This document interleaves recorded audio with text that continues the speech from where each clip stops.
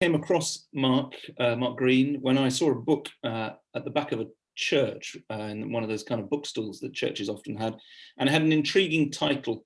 It was called "Thank God It's Monday," and I thought that was an interesting title, the kind of book I wanted to pick up, and I did. I picked it up and I read it in one sitting. It's quite a small book, but it's so good that I sat and I read it in one sitting, and it had a huge impact on me. I was a curate at the time, and what it said really shifted the way that I understood church. And I was looking for a copy of it actually, so I could wave it around for you all now. I was looking from my bookshelves, but I realize I haven't got one at the moment, because although I've bought 3 or 4 copies of the book over the last couple of years, I keep on giving it away. It's the kind of book that you keep on, you're having a conversation, say, have you read this book? Oh, it's really good. You borrow it. And I haven't got one at the moment. But Mark, who is going to be leading us today, is a disciple of Jesus Christ. He's a theologian of everyday faith. He's a poet. He's a leader of organizations and people, and he's a man of faithful wisdom. And we are in very, very good hands today. And I hope very much that you enjoy what he's going to share with us, because he's quite funny. But more than that, I hope that you leave with a similar sense of something having shifted in your heart, in your imagination, in your sense of call, as it shifted in mine those years ago when I read his book. And I can't actually see Mark at the moment, but I'm going to pray for him. I trust he's still with us, because otherwise someone's going to have to make some stuff up for the next couple of hours. And I'm going to pray now, Mark. Yeah, I'm here somewhere. Oh, great. Lord Jesus, thank you for Mark. Thank you for his faithfulness to you and to the call that you've laid on his life. And I pray your blessing on him now, on the words that he'll share and on the responses of our hearts and minds. And may it all be to your glory and for your kingdom. Amen. Mark, over to you. Well, good morning, everyone. Fantastic joy to be here. Hugh, don't worry, I'll get you a copy of Thank God It's Monday. Clearly, you're my best salesman for the book. So thank you for that. You've probably single-handedly sent us on holiday a few times. Well, welcome to my home. This is our den, theoretically the quietest room in the house, but we do have a dog. I told Sally Piper that he only barks at intruders and heretics, and she told me that I should warn my family that it's going to be a very noisy day. So there you go. Really looking forward to exploring this question of how we can help all God's people grow in confidence and fruitfulness with the Lord in their everyday lives. And I'm hoping and been praying that the material today will contribute, if you like, in particular to this component of the Saints' Ways, the church increasingly confident in its calling. Indeed, that's one of the things that we've found does happen. I do confess I don't know Cornwall at all well. Actually, the last time I was in Cornwall, I was at Tintagel, and I discovered that I had vertigo. I'm hoping for more pleasant memories from today. I've been watching Simon Reeve. I don't know whether that's a good guide or a bad guide, but it's certainly been helpful to me. Just a bit of personal background before getting into the topic. As some of you may know, I used to work in advertising, so you can trust every word you hear from me today and every picture you see. And a number of you obviously did other things before, well, still are doing other things, but did other things before perhaps you were called into ordained ministry. But I loved my work in advertising. I did it in London and in New York for about 10 years. And I love the people, the pace, the creativity was great. But I suppose the Lord taught me much there. I think my testimony is this, that I saw God do amazing things in that advertising agency. I saw him answer prayer on prayer. I saw him over time draw people to himself. I saw him heal someone definitively, unarguably, on the 10th floor of a Madison Avenue advertising agency in the middle of the day. I saw him impact the work itself, change the heart of probably the most difficult client in the world, and guide me through career disappointments and character failure and romantic catastrophes. So my experience was God at work in an ordinary job among ordinary people on an ordinary street. So I've always had this sense that whatever you do, wherever you are, is there any place that God cannot work through his people? Is there any person he can't work through? Is there any task he's not concerned about?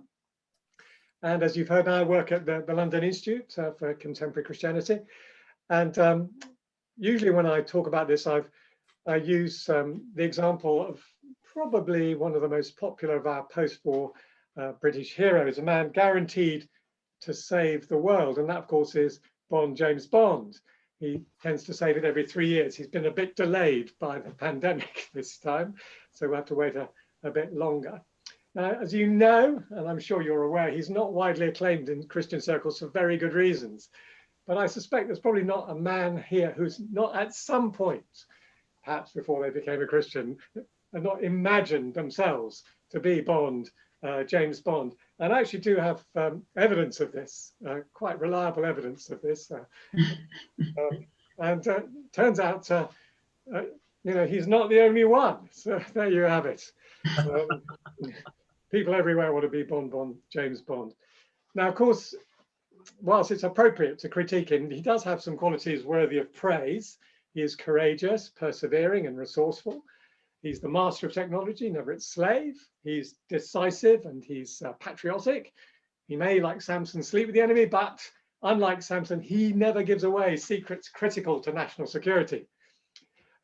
He's many other things too. He's strong, agile, multi-skilled, intelligent, witty, cultured, and honest.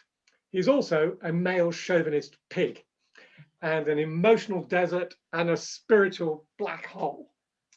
But apart from that, when James Bond goes on his missions to save the world, 5 things are true. And here they are. He is properly briefed, he's properly trained, he's resourced, he's supported, and he's commissioned. And I wonder whether we ask ourselves whether adult Christians feel themselves to be properly briefed, trained, resourced, supported, and commissioned for their mission in the world. On the whole, they tell us they are not. And that's why a man called Stott, John Stott, he's the one on the right, he founded LICC in '82, just to help people of God to live out God's world in their bit of the world. So now we try to do that. We try to empower Christians to make a difference in God's world and empower church leaders to help them do it, which of course resonates very, very strongly with setting God's people free. We do have a larger team and we've got some resources and they're all on the handout and you can have a look at those later. We've been experimenting in this area for a while, as you said, with church leaders in Anglican churches in dioceses from around the country, Carlisle, Gloucester, Bath and Wales, Lichfield, you can see the list there. And we're learning. This is pioneer work. And I hope to share some of that with you today, but your contexts are unique, your congregations are unique, your circumstances are unique. But I do hope there will be some things in this that will be helpful or adaptable to your context, or at least something that will trigger some ideas or perspectives that you can take away. I know that we work with people from across the streams within the Church of England, but language is often the difficult stuff, isn't it? We can easily get hung up on words, and we're trying very hard for that not to be the case. But I doubt you will like all the jargon I use, so try to dismiss some of it. Setting God's people free, the Anglican Church decided in their wisdom that everyday faith was a better idea, and we often use that ourselves now. So, let's help one another on the way.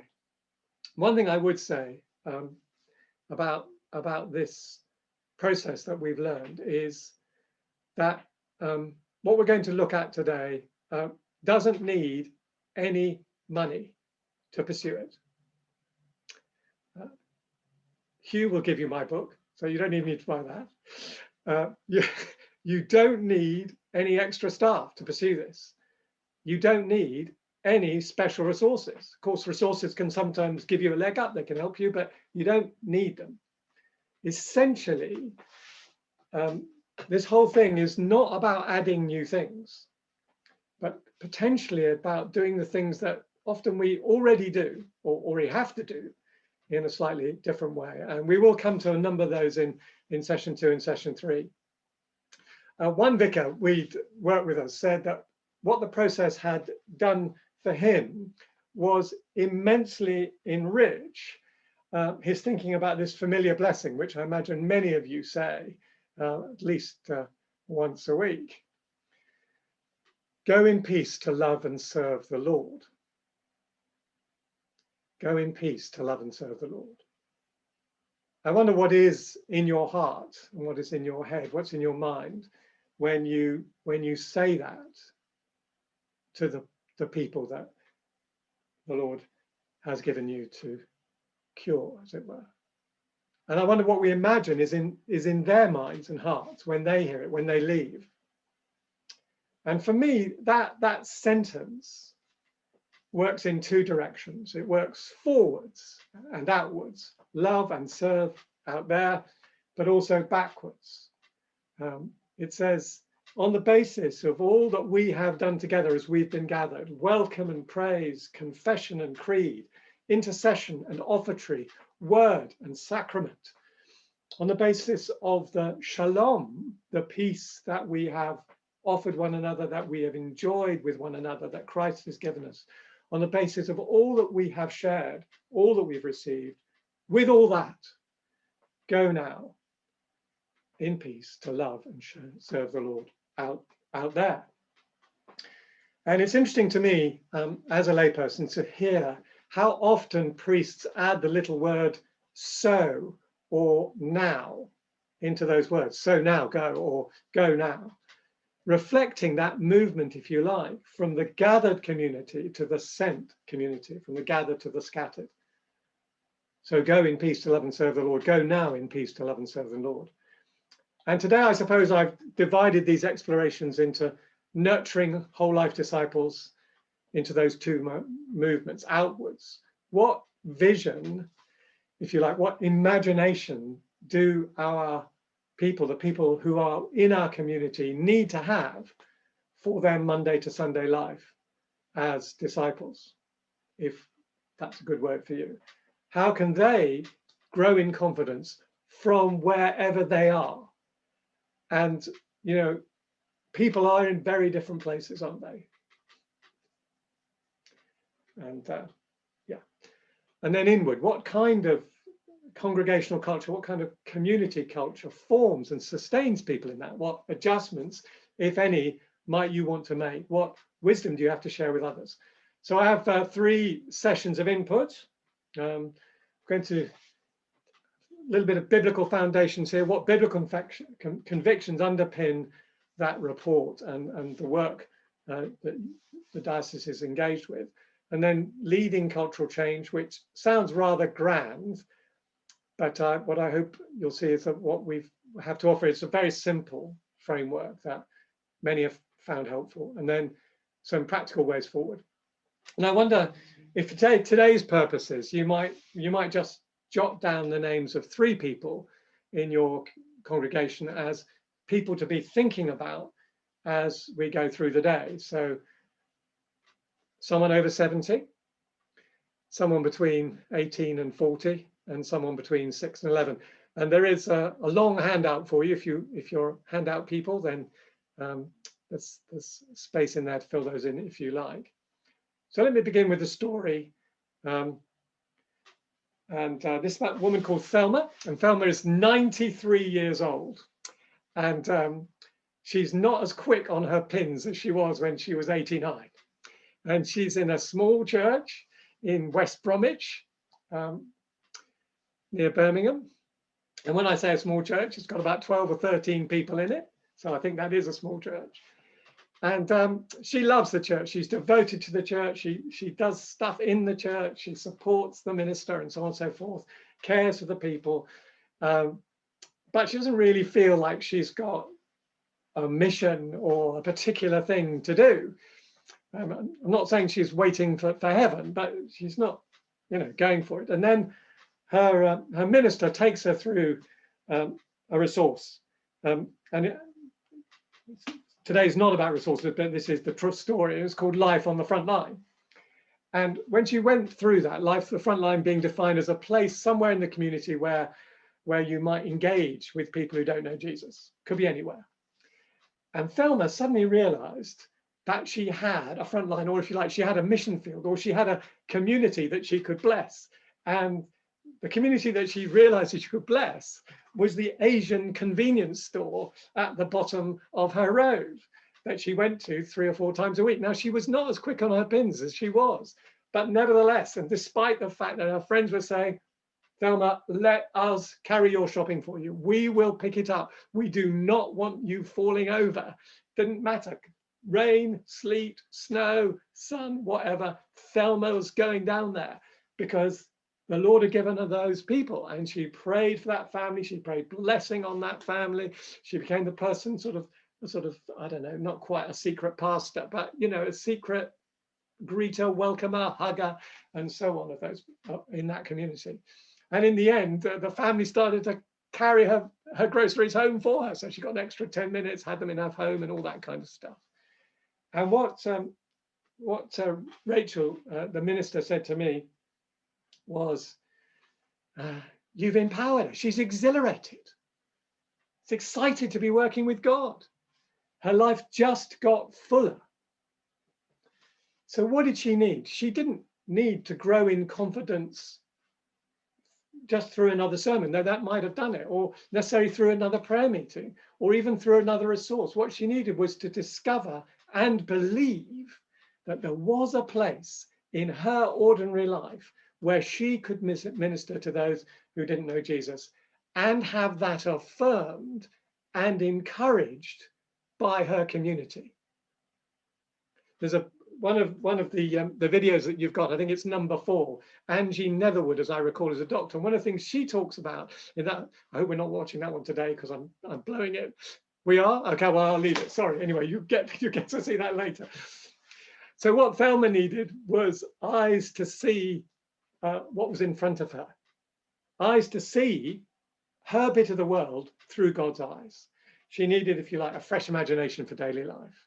And I wonder sometimes what imagination the people in our churches have for how God might indeed work through them in the places they find themselves. So Victoria is 19. She's an apprentice hairdresser, and she's been in the job when this happened just over a month. It's a very busy salon, so it's always something to do, and it's always got to be done quickly. She's enjoying it, but she's been feeling under pressure. And 3 weeks into her job, the vicar, this happened in Bath and Wells, the vicar commissions her into the job. He commissions her to be an apprentice hairdresser.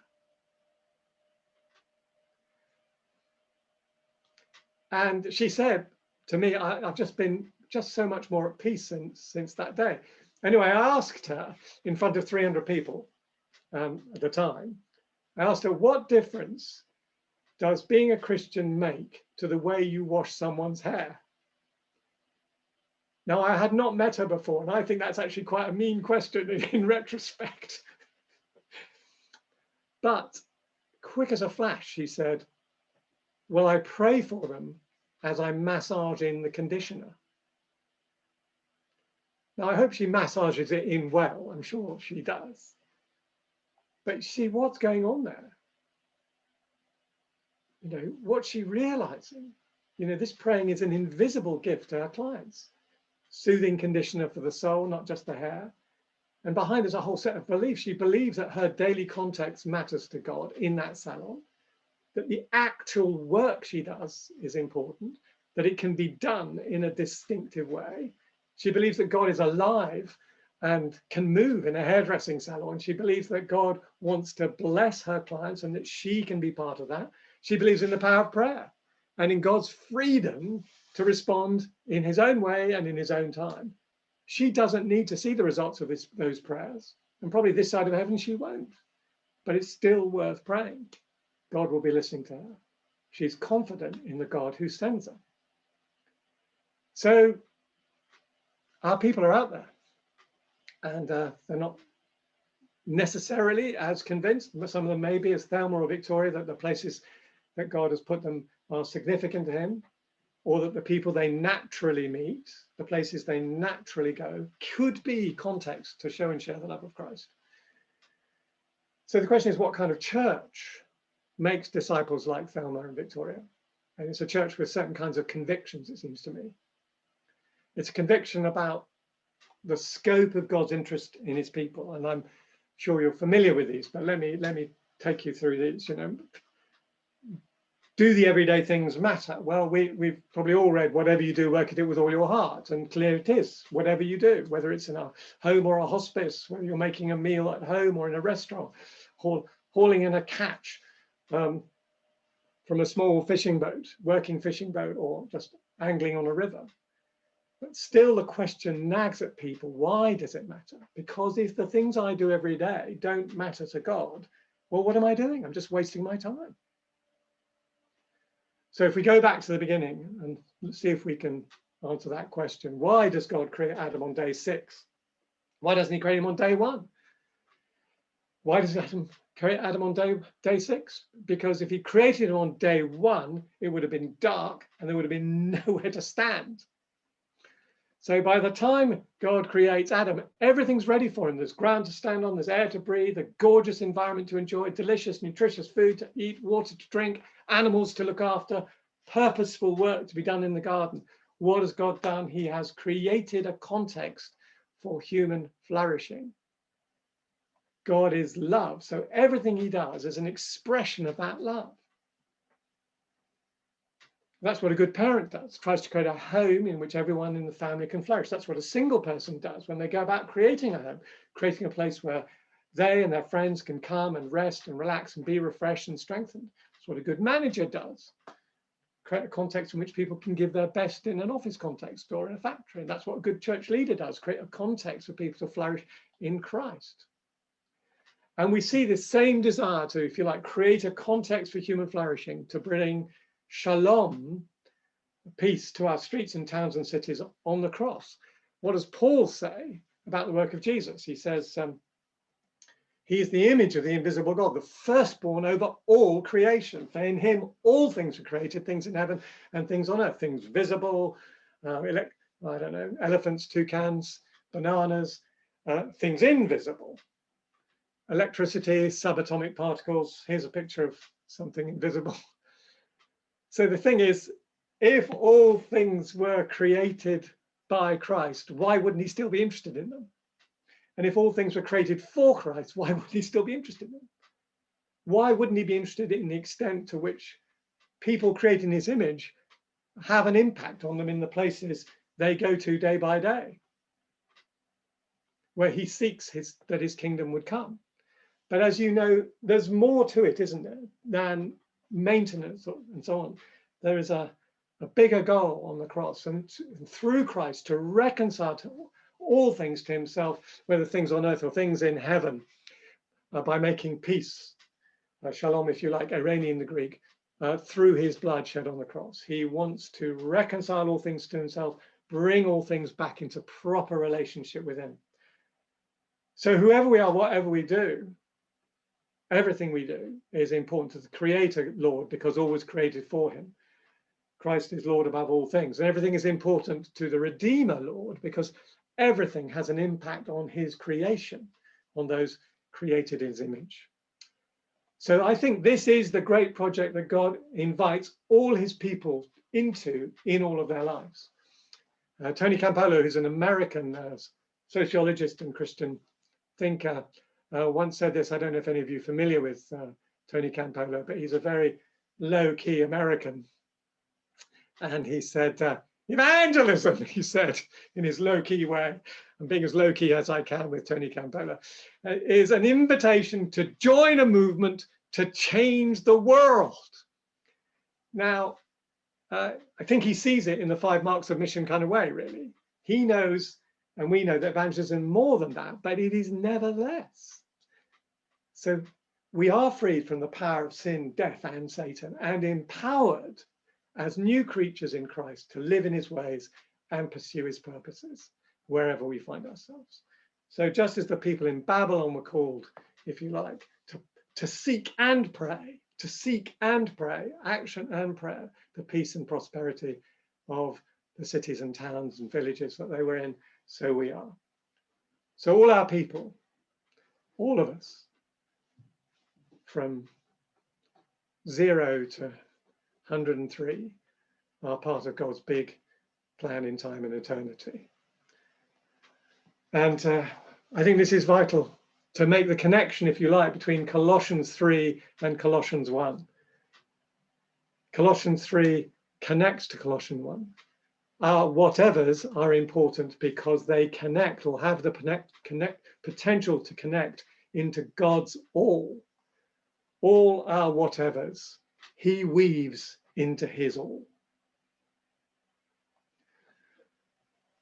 Of course, you'd be hard pressed to find very many Christians around who would actually say they don't think everything is important to God. But that is actually how the majority of the churches across the denominations have operated in the UK for the last 200 years. We're much more likely to pray for those people who alleviate poverty than the people who create businesses that prevent poverty happening in the first place. We're much more likely to pray for care workers and nurses than fishermen and farmers and truck drivers. And we're more likely to pray for Sunday school teachers than school teachers. So the first, if you like, theological conviction, biblical conviction that we, I guess, would emphasize is an obvious one, that is Jesus is Lord, creator of all. And the second one is a methodological conviction. So something about how we're meant to go about this. So as you know, in his praxis, it's clear that Jesus's focus was on making disciples. So yes, in his public ministry, he spent a great deal of time teaching large groups of people and indeed dealing with physical and spiritual disease. But he seems to have spent most time with a small group of people in an interactive, dialogical, personal context. But it wasn't just, if you like, in his practice, in the way he went about his ministry, that was his emphasis. It's also his instruction at the end. All authority in heaven and earth has been given to me, therefore go and make disciples. And for the Greek scholars amongst you, I'm not a scholar, but this is apparently what it says. It's much more, as you go, make disciples. The key imperative in that sentence is the make disciples. So as you're going about your life, make learners of all nations. And he didn't say, go and make converts. He said, go and make disciples. And as you know, there's a big difference between a convert and a disciple, or a convert and a member of a church, and a member of a church and a disciple. Disciple's on a journey. Convert has reached their destination. And sometimes local churches get caught in, if you like, in what you might call a convert and retain strategy rather than a train and release strategy. But I wonder, what would those early disciples, those 12, have heard when Jesus said, go and make disciples? What do you think was in their heads? Well, I suspect what was in their head was this. We've experienced this kind of relationship with Jesus as his disciples. So maybe what he's saying to us is, go and have the kind of relationships with others that I've had with you. Well, what kind of relationship was that? Well, it was interactive, it was ongoing, it was personal, it was empowering, it was dealing with their questions, dealing with their characteristics. Who's the greatest? Bring me this child. It's reflecting proactively with them on their experiences. We could not drive this one out. This one actually comes out by prayer and fasting. Oh, ye little faith. And it's actually quite rare in the church for people to have had a relationship with a more mature Christian, if you like that. It's quite rare. And amongst ministers, we reckon it's about 10% of people who've had that kind of relationship with someone outside, if you like, times when people have been spiritually directed. Now, of course, you can't have a relationship like that with everyone in the church, unless the church is very small. But you could probably with 2 or 3 or 4. And in 3 years' time, maybe 2 of them would want to do that with 2 or 3 or 4. And before you know it. But the main point here is that there is a profound shift in the way of seeing the role of the pastor, teacher, the vicar, the curate. It is not just about pastoral care, though that is vital, obviously, but about pastoral equipping. Now, the challenge in this is, as you know, you can tell often what people in a church really care about by what people complain about. I don't know if that's your experience. They complain about what's really important to them. No one, as far as I know, has ever left a church because it's not discipling me for my everyday life, for my mission in the supermarket or the hair salon or the charity shop or the hydrotherapy class or the bowls club. I've never heard anybody say that. So at one level, there is really almost no expectation that we would do it. Well, there's a problem for a start. But as we've seen with now literally thousands of Christians, there's this joy when people realize they can serve their beloved Lord in their everyday and that they can grow in it. There's this joy.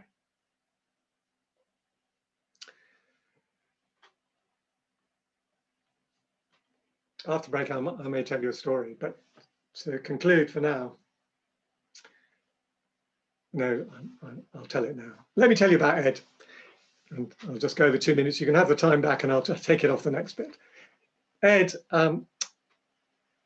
is a young man, 23 years old, in a dead-end job. And from what I can tell from Simon Reed, there's an awful lot of people who either don't have jobs in Cornwall or have jobs that they'd rather not be in.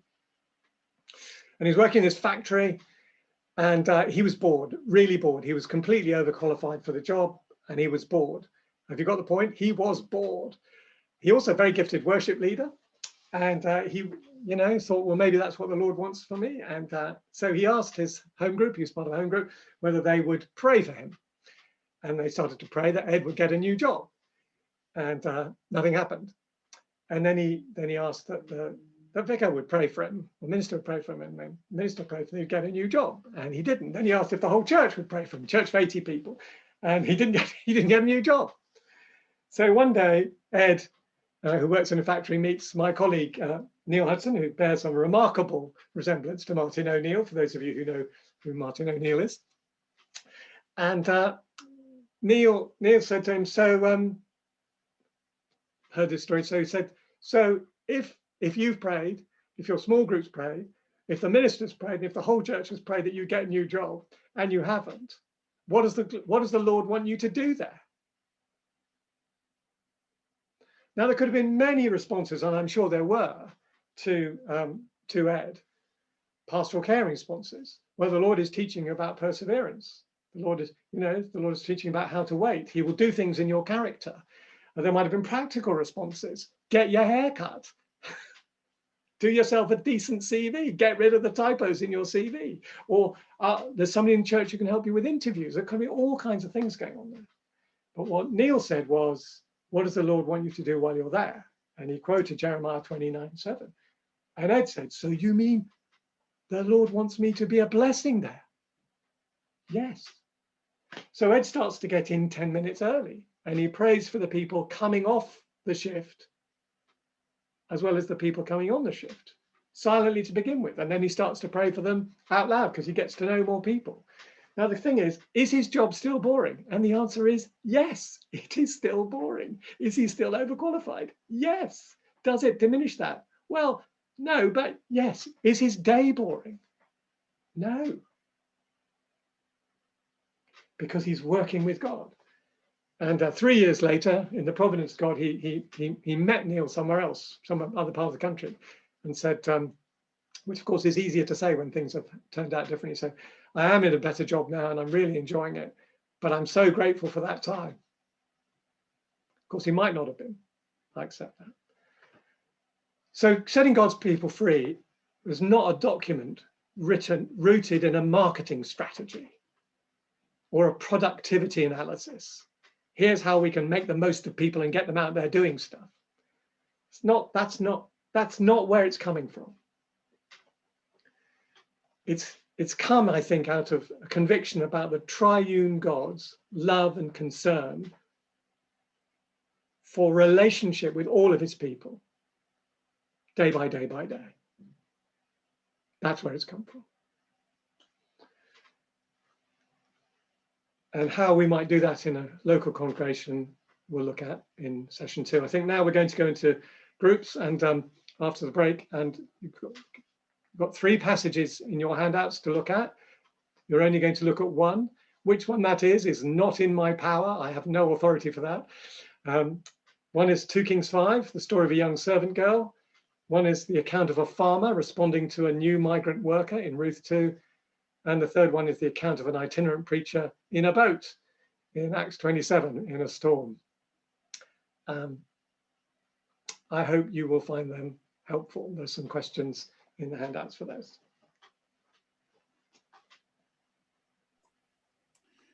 Thank you, Mark. That's fantastic. Would you like to just stop sharing your screen for a minute? That's really good. And I'm going to stop the record as well.